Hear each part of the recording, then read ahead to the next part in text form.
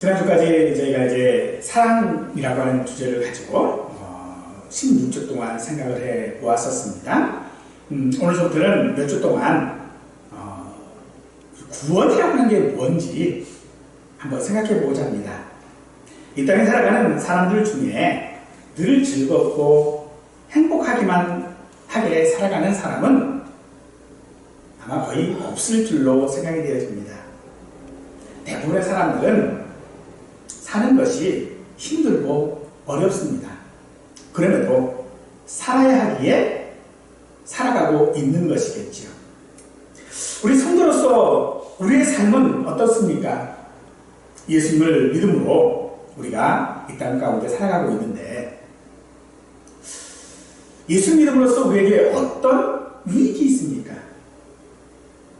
사실 예수님을 믿는 것은요, 우리에게 결코 편안한 삶을 보장하지 않습니다. 네, 저는 즐겁습니다. 오히려 우리가 예수 믿는 것에 대해서 힘들고 어려울지도 모릅니다. 그럼에도 우리가 예수님을 믿어야 하는 이유, 예수님을 믿고 있는 이유는 바로 우리의 구원 때문일 것입니다. 이 구원을 우리가 어떻게 받습니까?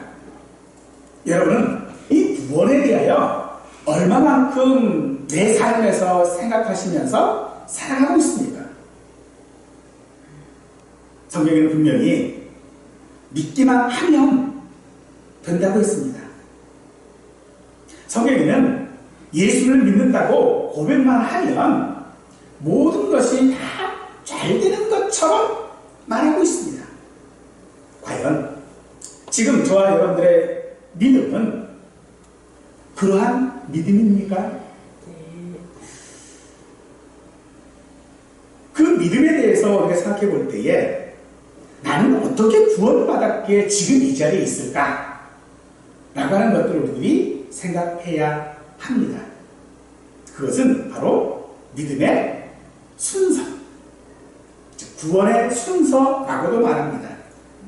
우리가 어떤 행사들을 해보면 그 행사를 할 때에 자리가 정해져 있어요. 어떤 특정한 중요한 순서를 맡고 있는 사람은요, 그 각자의 자리들이 다 정해져 있는 것들을 우리가 보게 되어집니다.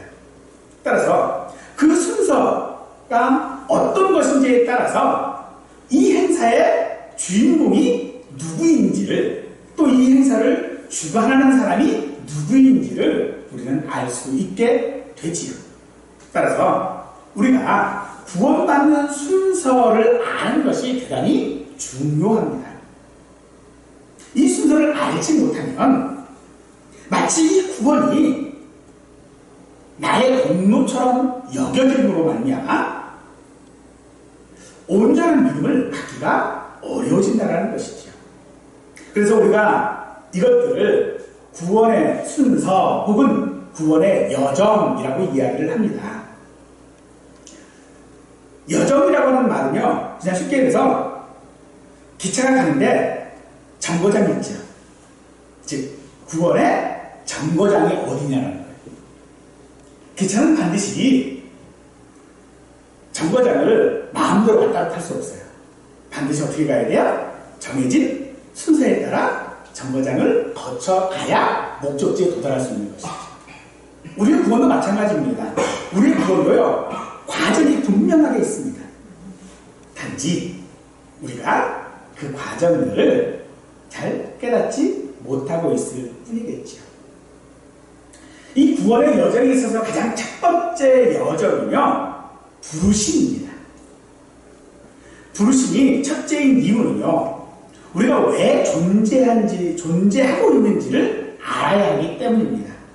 만약 나를 창조하신 어떤 존재가 있는데 그 존재가 나를 불러주시지 않는다면 나는 이 세상에 왜 왔는지 모르고 그냥 공부하다가, 그냥 살다가, 그냥 돈 벌고, 그냥 결혼하고, 이렇게 그냥 살아가다가, 그냥 목적 없이 살아가다가 그저 덩그러니 남는 존재가 되어져 버리고 마는 것입니다. 구원은 하나님께서 우리를 부르시는 것에서부터 시작되어집니다. 하나님께서 우리의 삶을 불러주셔야 한다는 것입니다. 하나님이 불러주실 때 우리는 새로운 삶을 살아갈 수 있을 것입니다. 놀이터에서 아이들이 늦게까지 놀고 있으면 저녁이 되면은요, 그 아이들이 누구인지를 우리는 확인해 볼 수 있습니다. 바로 밥 먹으라고 부르는 엄마가 있기 때문이지요. 그래서 밥 먹으라고 부르는 엄마가 있기에 그 놀이터에서 시간이요, 즐거울 수 있고 행복할 수 있고 재미있을 수 있는 것입니다. 근데 만약 저녁이 되고 모든 친구들이 다 엄마가 불러서 집으로 돌아갔는데 또 불구하고 아무도 나를 불러주지 않는다면 그 놀이터에서의 시간이 우리에게 무슨 의미가 있겠습니까?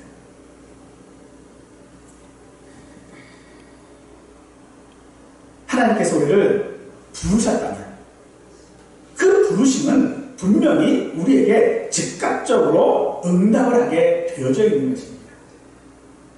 만일 엄마가 부르는 말에도 불구하고 내가 응답하지 않는다면 그 엄마는 내 엄마가 아니기 때문이겠죠. 하나님의 부르심도 마찬가지입니다. 하나님의 부르심은요, 예외가 없습니다. 무조건적인 효과를 냅니다. 내 삶이 하나님의 부르신 것이 분명하다면 우리는 그 부르심에 보장된 삶을 살게 되어지는 것입니다. 그래서 로마서 8장 30절 말씀은 우리들에게 미리 정하신 그들을 또한 부르시고 부르신 그들을 또한 의롭게 하시고 의롭다 하신 그들을 또한 영화롭게 하셨다라고 말씀하고 있는 것입니다. 하나님이 나를 부르신지 우리가 어떻게 알 수 있습니까? 하나님께서 우리를 부르실 때는요, 그거를 비밀스럽게 감추어 놓고 부르시지 않습니다. 분명하고 명확하게 우리를 부르시는 줄 믿으시기 바랍니다. 엄마가 저녁이 되어 아이를 부르는 이유는 뭐죠? 밥 먹으라고. 목적이 분명한 것처럼 하나님께서 우리를 부르시는 것도요, 목적이 분명한 줄 믿으시기 바랍니다. 그 목적이 무엇입니까? 바로 나를 구원하시는 것입니다. 하나님께서는 이런 목적을 가지시고 내 삶을 하나님 안으로 부르셨음을 우리가 믿어야 합니다. 그러면 우리는 하나님의 그 뜻대로 살지 못한 삶, 혹은 어떤 실패한 인생이 될까봐 두려워할 필요가 없는 것입니다. 내가 실패했다 하더라도요, 하나님은 내 삶에 계획하신 모든 것을요, 성취하십니다. 놀이터에서 놀다가 새로 입은 옷이 다 망가지고 끄스피가 됐어요. 얼굴은 깨끗해합니다.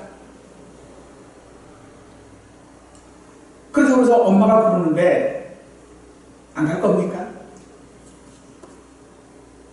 하나님께서 우리를 부르시는 것이 바로 그런 것들입니다. 그러면 우리는 꼭 이런 질문들을 해요. 그러면 나는 구원에 대하여 아무것도 안 해도 된다면 내 마음대로 해도 되는 거네? 절대 그렇지 않습니다. 정말 하나님께서 우리를 부르셨다면 우리 신자는요, 내 마음대로 절대로 살지 않습니다.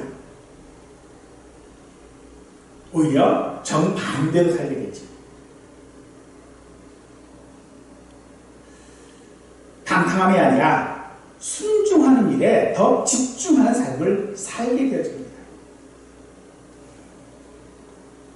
그래서 하나님께서 우리를 부르신 그 결과가 구원이라면 우리는 그것을 깨달을 때마다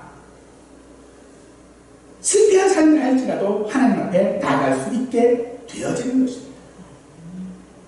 우리 노회 선교사님 중에 이수구 선교사님이 계세요. 일본 선교사님이신데 이제 은퇴를 앞두고 계십니다.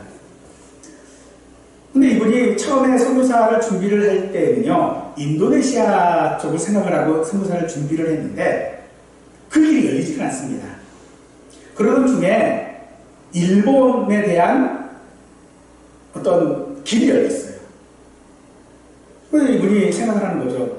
과연 내가 인도네시아를 지금까지 준비하고 있었는데 일본으로 가는 것이 맞을까 생각을 했습니다. 그러던 중에 하나님께서 내가 일본으로 가는 것이 원하시는 일이라면 내게 그런 분명한 시그널을 주십시오. 그리고 그 시그널을 확인하고 일본으로 갔습니다. 그럼 잘 돼야 될 거 아니에요.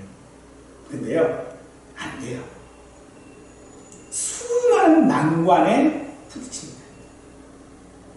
그럼에도 이수근 선교사님은 단 한 번도 일본으로 자기가 간 것에 대하여 후회하지 않습니다. 왜냐하면 그 부르심이 확실한 것을 알기 때문이겠죠. 그러므로 하나님께서 나를 부르신다라고 하는 것을 우리가 확신한다면 지금 내 상황이 아무리 어려워도 우리는 이 그 부르심 속에 분명히 응답하게 될 것입니다. 하나님께서는 우리를 부르십니다. 근데 우리를 부르실 때 어떻게 부르시지요? 각자를 부르시는데 이름을 부르시지요. 그러므로 하나님께서 우리를 부르신다라고 하는 것은요, 내가 존재한다라고 하는 것을 의미하는 것입니다. 옛날에는 이름을 지을 때에 그 이름에 어떤 가치를 주어서 이름을 지었다고 그래요. 그것이 하고 있는 어떤 역할들을, 그것이 가지고 있는 고유한 어떤 가치들, 그런 것들을 가지고 이름을 지었는데, 이게 여러 시대를 지나오면서 이름이라고 하는 것은요, 그 가치와는 이제는 별개로 그냥 구분하는 용도로 사용되는 경우들이 더 많아졌습니다. 그러나 하나님께서 우리를 부르시는 것은요, 우리를 부르실 때에 그저 구분하기 위해서 부르시는 것은 결코 아닙니다. 하나님께서 나를 부르시는 것은요, 내가 누구인지를 지금 말하고 있는 것입니다. 그러므로 우리의 진짜 이름은 사람들이 나를 부르는 이름이 아니라 하나님께서 나를 부르시는 이름이 되어져야 합니다. 그래서 하나님이 부르시는 그 이름은 우리가 누구인지를 분명히 하고 있지요. 그러나 하나님께서 나를 부르시는 그 이름은 지금 나를 말하는 것은 아닙니다. 하나님께서 나를 부르실 때는요, 그 부르심은 지금의 나, 지금의 내 모습이 아니라는 겁니다. 훗날의 모습을 담아 부르시는 것입니다. 그 이름이 무엇입니까? 그리스도인이라고 하기도 하고요, 성도라고 하기도 하고요, 자녀라고 하기도 합니다. 사람들은 무엇에 이름을 붙일 때는요, 항상 그 속에 소망하는 것, 희망하는 것들을 담기 마련입니다. 하지만 하나님께서 우리에게 주신 이름은, 우리를 부르시는 이름은 희망이 아닙니다. 우리의 최종 모습인 것이지요. 예수님께서 어부인 시몬을 부르셨습니다. 그리고 그에게 반석이라고 하는 의미의 베드로라고 이름을 주셨지요. 그러나 생각해 보십시다. 베드로가 처음서부터 베드로일 수 있었습니까? 아니었습니다. 그 베드로의 모습은요, 그의 마지막 모습이었어요. 최종의 모습이었다는 것이죠. 그러므로 오늘 우리가 하나님께서 나를 부르실 때에 자녀라고 부르시고 성도라고 부르시는 것은 그것이 지금 내 모습을 말하는 게 아니라는 거예요. 지금의 내 모습으로는 자녀일 수도 없고요, 성도일 수도 없고요, 때로는 저 사람 정말 믿는 사람인가 할 정도로 의심스러운 모습들이 우리에게는 너무 많습니다. 그래도 내가 나는 하나님을 믿습니다라고 말할 수 있는 것은요, 나의 최종의 모습이 성도이고 자녀이기 때문인 것이지. 이 이름을 우리가 어떻게 알 수 있습니까? 계시록 2장 17절 말씀에 그랬습니다. 이기는 그에게는 내가 감추었던 만나를 주고 또 흰 돌을 줄 터인데 그 돌 위에 새 이름을 기록한 것이 있으니 받는 자밖에는 그 이름을 알 사람이 없다라고 말씀하십니다. 오직 하나님만이 우리의 이름을 아시고 하나님만이 우리의 이름을 부르시는 줄 믿으시기 바랍니다. 하나님께서 우리를 부르시는 것은요, 그래서 우리가 하나님께 속해져 있는 존재라는 것을 말하는 것입니다. 이 땅에 어떤 원주민들이 아니라는 것이지요. 우리는 이 땅에 순례자이기 때문에 이 땅의 어떤 풍습들을 따르지 않습니다. 우리가 세상에 속하여 살고 있기는 하지만 세상에 속한 것이 아니기 때문에 하나님은 여전히 우리를 부르심으로써 우리가 세상에 속하지 아니한 하나님 나라에 속한 성도요 자녀인 것을 분명하게 하고 계시는 것입니다. 그래서 우리가 하나님께 어떤 존재이며 내가 누구인지를 분명하게 하심으로 말미암아 구원의 확신을 하게 하시고 또 그렇게 세상을 살게 하시는 것입니다. 때문에 세상에서 당하는 여러 일들로 인하여 우리가 부끄러워하거나 낙심한 이유가 없는 것이지요. 왜냐하면 이 땅에서의 부끄러운 일들, 낙심하는 일들이요, 이 땅에 속한 것들입니다. 우리는 이 땅에 속하지 않았기 때문에 이 땅에서 내게 행하는 부끄러운 것들, 낙심하게 하는 것들은 결코 나와 상관이 없는 것이 되어지는 것이지요. 따라서 하나님의 부르심은요, 하나님의 은혜인 줄 믿으시기 바랍니다.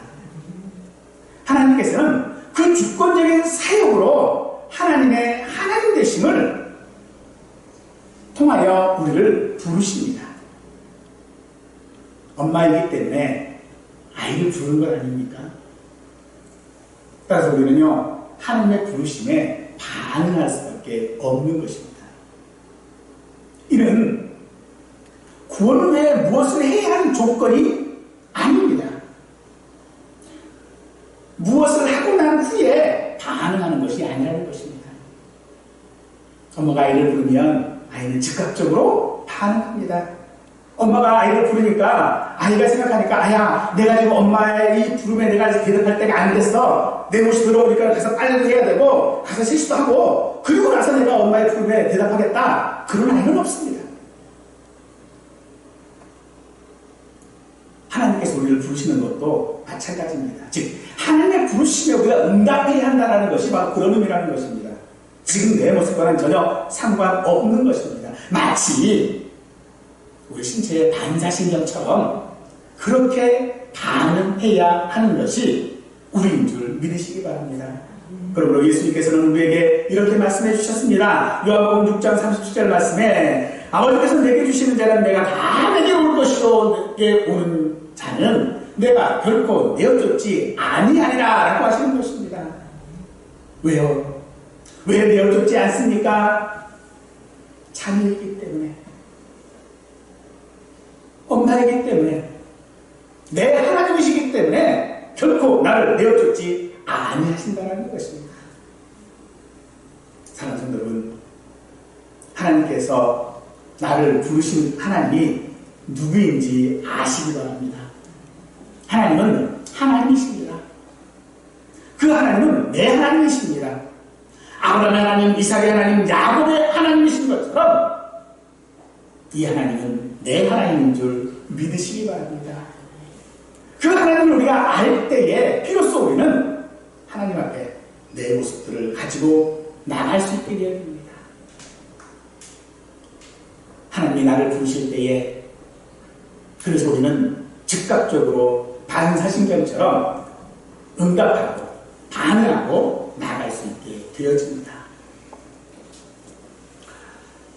또 하나, 우리는 하나님의 부르심에 대하여서요, 거부하거나 받아들이는 선택을 할 수 있는 것이 아닙니다. 그래서 하나님의 부르심은요, 반드시 효과가 있는 거예요. 즉, 부르심이란 그 부르심의 결과가 실패 없이 반드시 의도대로 성취되어진다는 의미에서 부르심에 효과가 있다라고 말하는 것입니다. 이 부르심의 효과라고 하는 것은 그 결과가 아직 미완성이거나 미흡하거나 뭔가 더 해야 할 것이 남아있어서 점차적으로 완성되어져야 할 수 있는 것이다 라고 하는 식으로 이해하는 것을 부정합니다. 우리가 어떤 사람들에게 뭘 하면 좋다는 얘기를 들어요. 야, 누가 어디가 아프대요. 그러면은 사람들은 그러죠. 야, 그게 어디 뭐가 좋아? 혹은 어떤 게 좋아? 라고 얘기를 하죠. 지금 목사님이 뼈에는 홍화씨가 좋대요.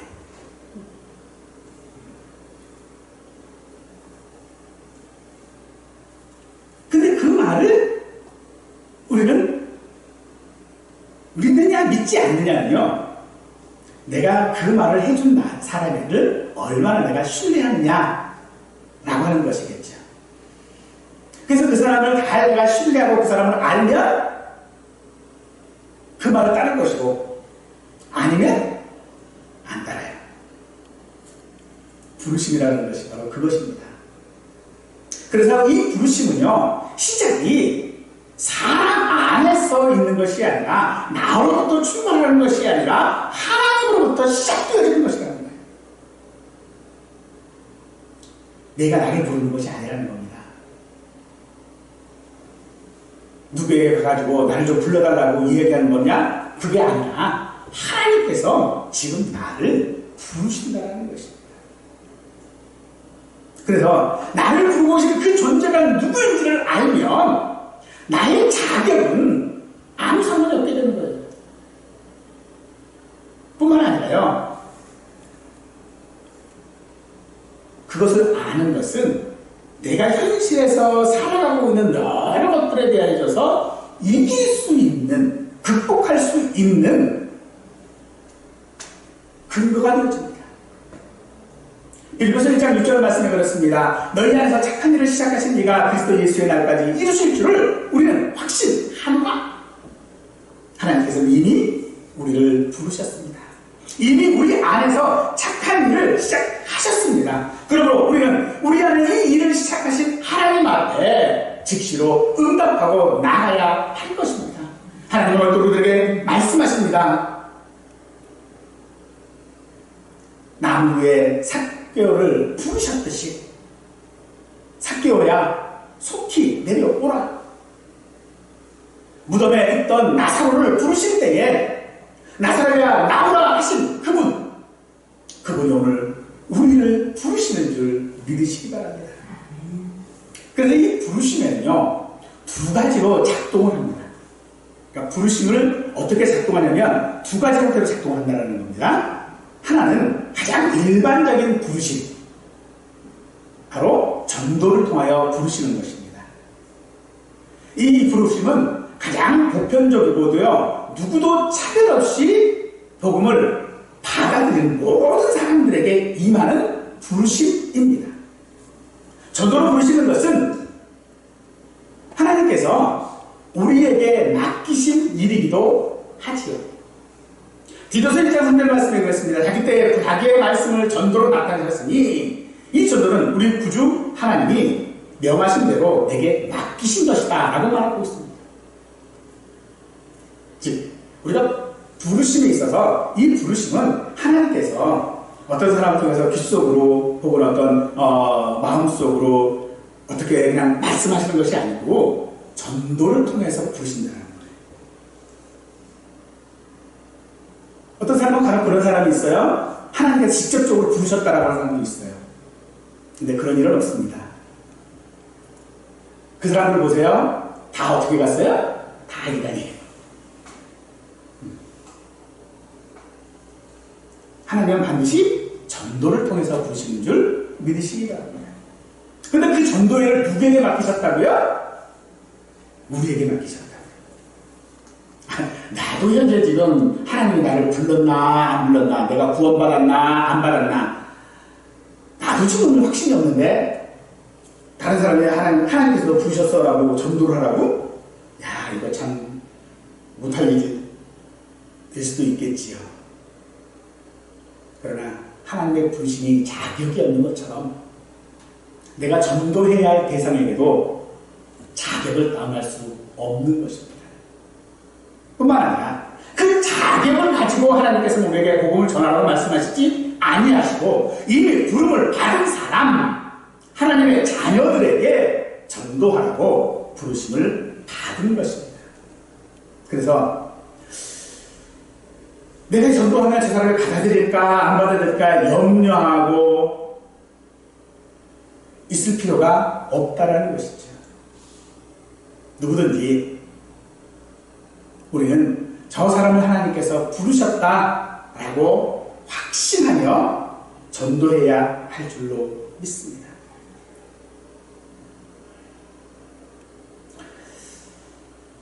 그래서 본문 12절에서 그랬습니다. 유대인이나 헬라인이나 차별이 없습니다. 근데 차별만 없으신 것이 아니라요.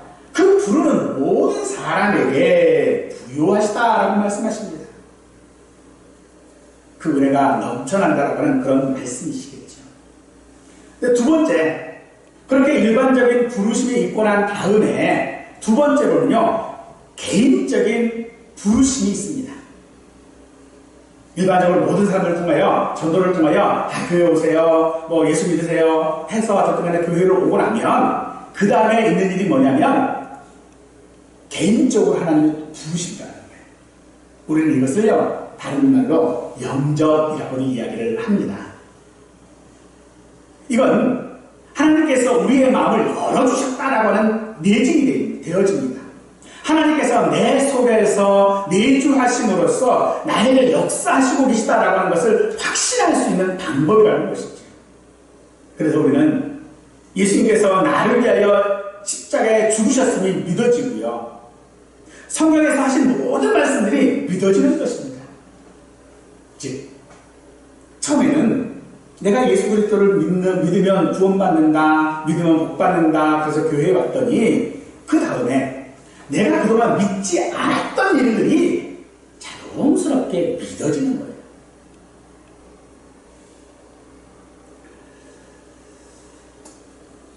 따라서 하나님의 부르심은요, 우리가 우리의 마음 가운데서 확인되어져야 되고, 또 그렇게 확인되어졌을 때 우리는요, 내가 그렇게 살아가려고도 노력하고 힘쓰게 되어집니다. 그래서 죄로부터 어떤 자유와 어떤 율법으로부터 어떤 자유함을 누리며 살아갈 수 있게 되어지지요.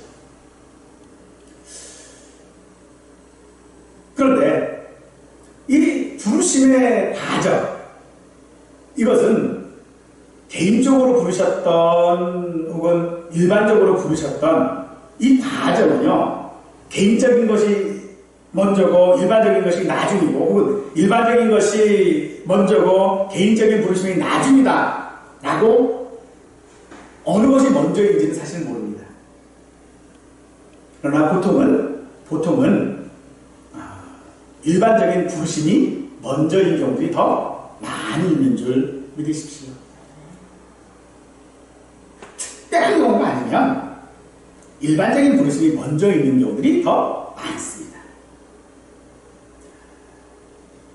그런 사실들을 우리가 확인해 볼 수 있는 것이 사도행전 16장에 보면 바울이 루디아라고 하는 사람에게 복음을 전한 일들을 보면 알 수 있어요. 이 루디아는 이미 하나님을 알고 있는 사람입니다. 그래서 그가 선한 일을 참 많이 했어요. 그런 그에게 바울이 복음을 전하자 사도행전 16장 14절 말씀 이렇게 얘기합니다. 하나님을 섬기는 루디아라는 한 여자가 말을 듣고 있을 때 주께서 그 마음을 열어 바울의 말을 따르게 하신지라 라고 말하고 있어요. 즉 바울의 말을 듣고 있으니까 그게 어떻게 됐어요? 믿어지는 거예요. 바울이 루디아에게 복음을 먼저 전했고 성령이 그의 마음을 여셨다라고 하는 것을 우리는 여기를 통해서 확인해 볼 수 있는 것이죠. 그러므로 하나님께서 정말로 나를 부르셨느냐 부르셨지 않느냐를 우리가 확인해 볼 수 있는 것, 그것은 내가 지금 믿고 있느냐는, 내가 지금 어디에 있느냐는 거죠. 어떤 경우들은 내가 예수님을 믿기는 하지만 교회에 꼴 보기 싫어서 안 따온다라는 사람들도 있어요. 우리 그런 사람들을 가나안 성도라고도 이야기를 하는데, 요새는 그 가나안 성도를 넘어서 플로팅 성도라는 게 있답니다. 플로팅 성도가 뭐냐 그랬더니 이 교회 저 교회 하면서 마치 그게 축삭할 것처럼 한 사람들. 근데 그들은 교회에 정착을 할 이유가 없어. 하고 싶어 하지 않습니다. 그냥 이 교회에 다녔다가 저 교회에 다녔다가 또 필요한 대로 이쪽 교회 갔다가 이쪽 교회 갔다가 하는 거예요. 그러나 어떤 형태를 가졌던 간에 그가 정말로 예수를 믿는다고 고백하고 있다면 그는 하나님의 부르심을 받은 자인 줄 우리는 믿어야 합니다. 혹여 어떤 사람의 행실이 도저히 믿는 사람 같지가 않습니다. 이번에 국회의장이 된 우상호 의원, 우리 노원구 의원이죠. 우상호 의원은 여기 가까운 꽃동산교회 안수집사예요. 그런 그가 국회의장이 된 다음에 가장 먼저 한 일이 불교 조계종을 찾아가서 스님 앞에서 명상을 배우고 싶습니다 라고 했다는 거예요. 그럼 그는 정말로 믿는 사람일까요? 구원 받은 사람일까요? 예, 저는 믿는 사람인 줄 압니다. 왜냐하면 그가 나는 하나님을 믿는다고 고백하고 있기 때문입니다. 도저히 보면 저 사람은 믿는 사람 같지 않아 라고 하는 사람도 그의 입을 통하여 나는 하나님을 믿습니다, 얘는 예수님을 믿습니다 라고 한다면 그것이 비록 그저 입 밖으로 나오는 가머리설이라 할지라도 우리는 그가 하나님을 믿는 자인 걸로 믿어야 한다는 것입니다.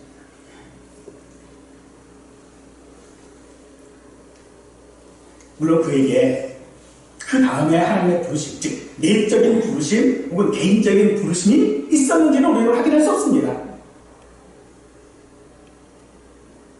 그럼에도 불구하고 우리는 그가 믿는다라고 해야 합니다. 우리 주변도 마찬가지예요. 야, 그래서 우리가 쉽게 하지 말아야 되는 말들이 야, 네가 그러고도 집사냐, 네가 그러고도 교회 다니는 사람이냐 라고 하는 말 하지 않아야 할 줄로 믿습니다. 이러든 저러든 상관없습니다. 정말로 그가 하나님의 학자가 난다 할지라도 우리는 그가 하나님의 부르심을 받은 자인 줄 믿고 그와 함께 힘써 신앙생활에 나가려고 해야 합니다. 왜냐하면 그런 말을 하기까지 하나님이 그 마음을 열어주시지 않다면 할 수 없는 일이기 때문인 것입니다.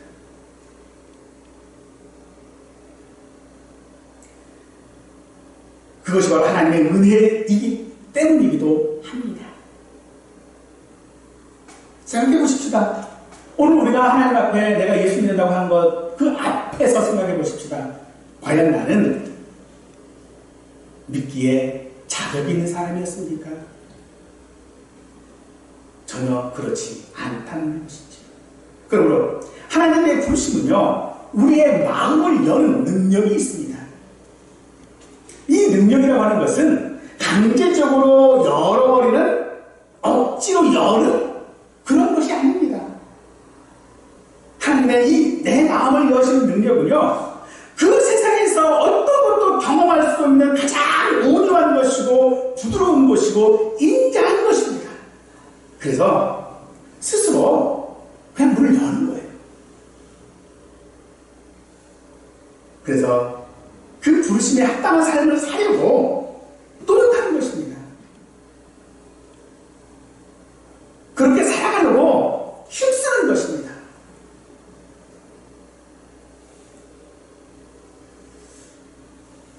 얼마 전에 은퇴를 이제 앞둔 목사님으로부터 이야기를 하나 좀 들었어요. 그 교회에 15년 정도 출석한 남자 교육이 있어요.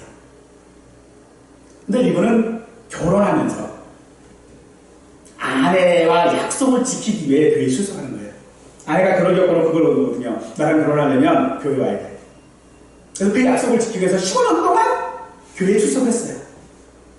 근데 그는 늘 말합니다. 난 예수님을 안 믿습니다. 교회는 출석하고 있는데 예수님은 안 믿는데요. 왜 안 믿습니까? 나는 그럴 자격이 없습니다. 그럴 능력도 안 됩니다. 그러던 그가 얼마 전에 예수님을 믿는다고 고백하더랍니다. 사랑하는 성도 여러분, 오늘 우리가 어쩌면 예수를 믿느냐 믿지 않느냐를 가지고서 이야기를 할 때에 우리는 늘 어떤 결과들을 가지고 말하려고 하는 경향들이 우리에게 있습니다. 그래서 어쩌면 우리는 내 스스로 나는 예수를 믿는 사람이다라고 고백하는 것도 주저할지도 모릅니다. 그러기에 더욱더 전도하는 것도 어려워할 수도 있을 것입니다. 그러나 여러분 염려하지 마십시오. 그가 듣든지 아니 듣든지 우리가 하나님을 증거하고 복음을 증거해야 하는 것은 우리를 부르시는 이가 내가 아니라 그를 부르시는 이가 내가 아니라 바로 하나님이신 줄 믿으시기 바랍니다. 그러나 하나님께서 우리를 부르신 이유 중에 가장 중요한 것이 한 가지가 있습니다. 그것은요 바로 하나님을 섬기도록 우리를 부르셨다는 것입니다.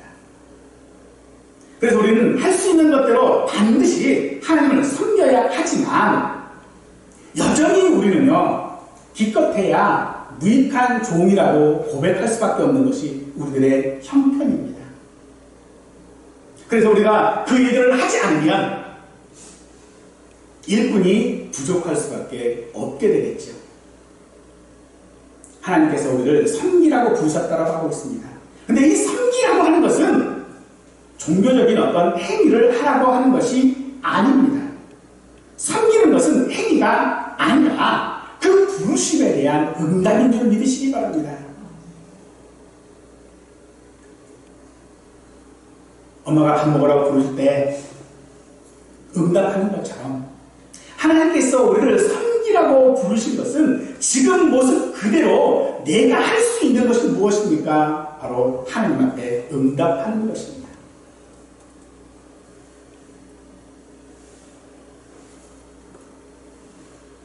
하나님께서 우리를 부르실 때에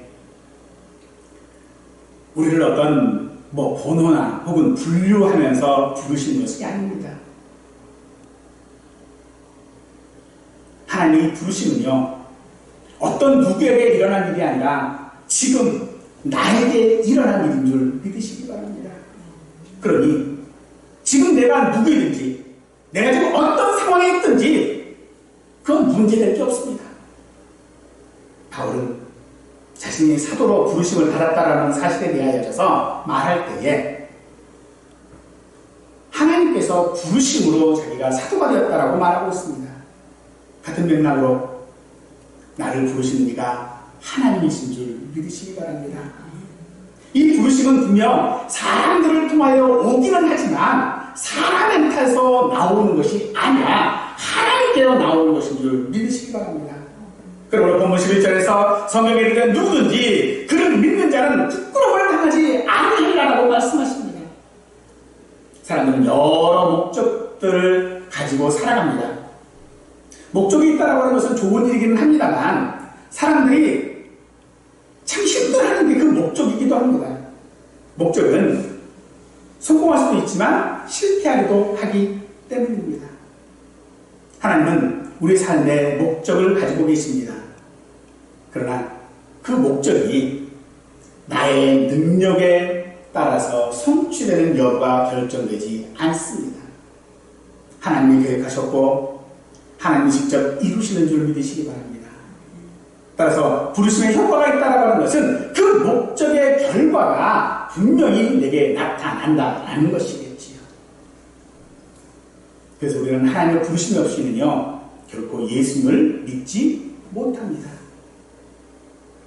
하나님은 죄인을 구원하시기 위해 우리를 부르셨습니다. 그러므로 사랑하는 성도 여러분, 죄인이라는 것을 부끄러워하지 마십시오. 우리가 죄인이기 때문에 하나님은 우리를 부르시는 것입니다. 내가 실수하고 잘못하고 온전하지 못하기 때문에 하나님이 나를 부르시는 것입니다. 완전한 사람을 부르시지 않다는 것입니다. 내 모습 이대로를 하나님이 지금 부르셨습니다. 하나님께서는 우리를 부르시 부르신 것은 내가 주인인 사실을 모르고 부르신 것이 아닙니다. 그 주에서 나를 살리기 위해 부르셨습니다.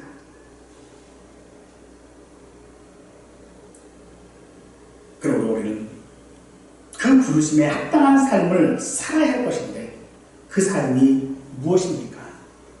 바로 예수님인 것입니다. 하나님께서 바울을 부르실 때 그가 박해한 것을 알고 계셨고, 마태를 부르셨을 때에 그가 세관에 있음을 아셨고, 삭개오를 부르실 때에 그가 착취자라는 것을 아셨습니다. 하나님께서 우리를 부르실 때도 우리가 정욕대로 사는 것을 아시고요, 쉽게 마음을 열지 않는 것도 아시지만 우리를 부르십니다. 그러므로 우리를 부르시는 것만으로도 우리는 충분히 예배하고 찬양하고 감사할 수 있을 것입니다. 우리 주변에 부르심을 받지 못한 분들이 있다면 기꺼이 여러분이 그 하나님의 부르심의 도구가 되시기를 원합니다. 그 하나님의 나팔이 되어 주시기를 원합니다. 하나님의 부르심에 자격이 필요치 않은 것처럼 우리가 도구가 되는 것도요, 자격이 필요한 것이 아닙니다. 내 마음을 열어서 하나님의 부르심을 듣게 하신 하나님께 감사하고 예배한다면, 그래서 내가 누구인지를 확인한다면 그 부르심의 통로가 되어주심으로써 그것이 그 복음에 합당한 삶, 하나님의 부르심에 합당한 삶이 되리라 믿습니다. 그 삶을 저와 여러분들이 살아갈 수 있기를 간절히 축원하겠습니다.